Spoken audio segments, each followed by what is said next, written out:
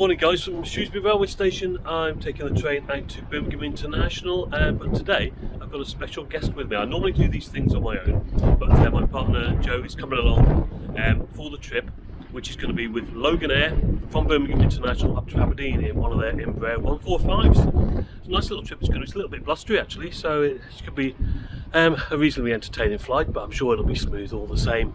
So yeah, she's a bit camera shy, so she's not with us at the moment, but yeah, she'll be joining me in a minute, and we'll head off to Birmingham. And why don't you come along for the trip, and I will see you in a bit. Cheers for now. Isn't Birmingham Airport such a breeze to get to from the railway station? The maximum wait for the shuttle is only around 2 minutes. It's reliable, and it brings you right out on the first floor with a 30-second walk to departures, if that. We compare this to the absolute hell that is Manchester Airport at the moment, and you can see why I prefer to use BHX. And there's actually a small queue at security, but it's well organised and it's efficient. Now 5 minutes later we're through and airside. And I can't fault Birmingham Airport really.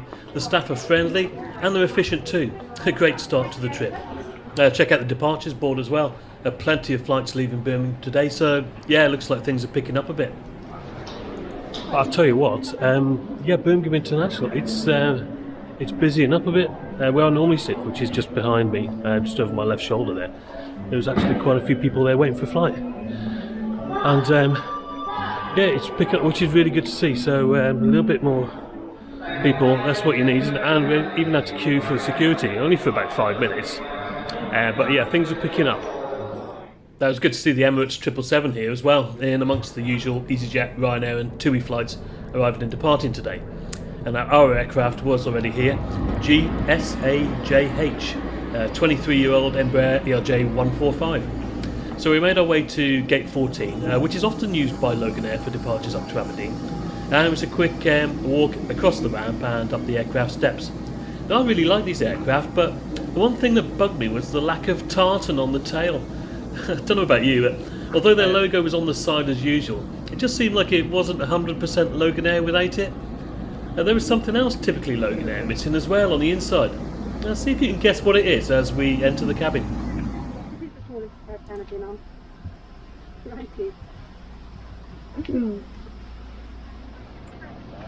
90s. So we're just on board the ERJ145 Loganair.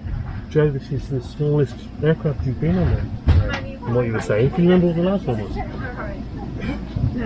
No, it's probably Amsterdam, wasn't it? And yeah, probably a Dash 8 when Flybe were kicking about. But yeah, it's probably about maybe a third full, something like that. But it's going to be a nice little flight up to Aberdeen, and we'll see what we get on board as well. And I'll catch you in a bit. The seats are arranged in a 1-2 configuration, as you can see here. And if I'm travelling solo, I definitely prefer a seat on the left-hand side, for the obvious advantages of window views and aisle access. And we taxied to the runway 15 today, and so departing to the southeast. Flight time would be about 1 hour and 5 minutes, cruising at 36,000 feet above broken cloud. Enjoy the takeoff, and once we reach our cruising altitude, we'll have a look at the aircraft in a little more detail.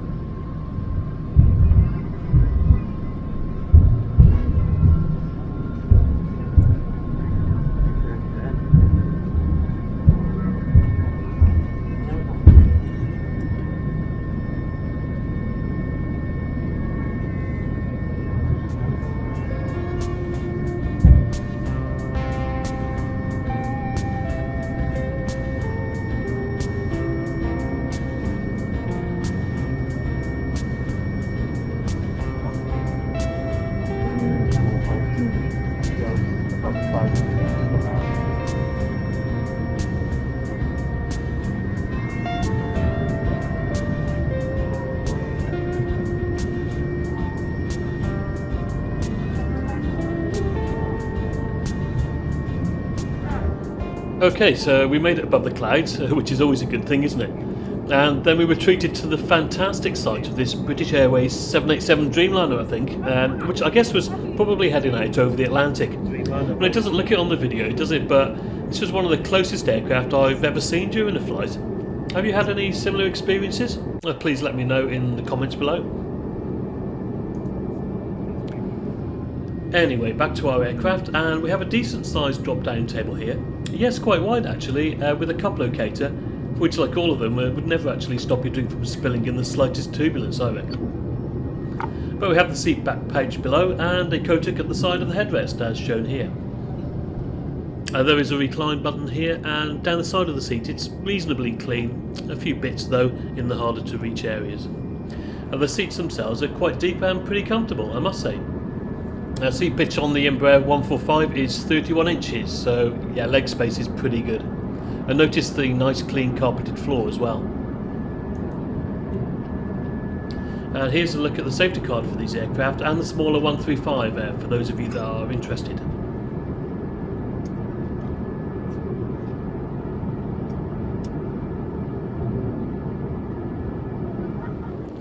Above the seat we have individual air vents, reading lights and an attendant call button. Speaking of which, there was one flight attendant on this aircraft today, and I was very pleased to note that the Loganair in-flight service had resumed. We were offered tea, coffee or water, along with the traditional Tunnocks caramel wafer or shortbread biscuits. How very Scottish. Okay, so nicely into the cruise now, and time to do the loo review, I think. The 145 only has one toilet, and that is located at the rear of the aircraft. It's not too bad a size, a mirror above the sink as you would expect, and I was pointing to the attendant call button here, beneath which is a directional air vent. Hand sanitizer and wipes were placed in the sink, which seemed to indicate to me that there was something wrong with the water supply. And yes, as you can see, nothing's coming out of the tap. Well, never mind, at least they've recognised that and made provision. There is additional hand cleaner here and here. And beneath the sink is the litter bin, next to which toilet roll is provided.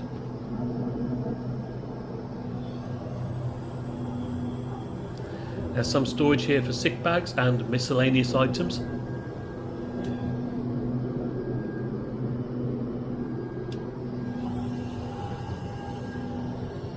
And plenty of tissues and paper towel above the sink. So it was well stocked really. There's a couple of handles here to use when standing or sitting, and they've even managed to squeeze in a baby changing table above the toilet.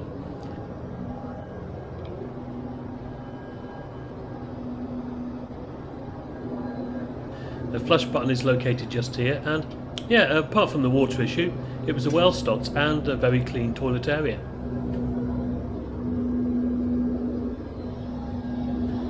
I returned to my seat, and whilst Jo was engrossed in her book, I preferred to look out the window and enjoy the views as we began our descent into Aberdeen.